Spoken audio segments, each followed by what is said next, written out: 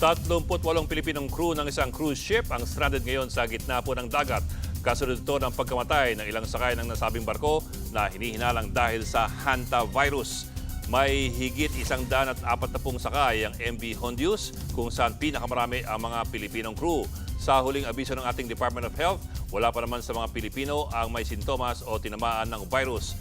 Sa huling bilang, 3 pasero na ang nasawi habang isa pa ang kumpirmado tinamaan ng hantavirus, habang 5 ang symptomatic or suspected cases. Stranded ngayon ang barko sa Cape Verde sa Africa. Galing ng Argentina ang MV Hondius at hinihinalang doon galing ang paserong nagdala ng virus sa barko.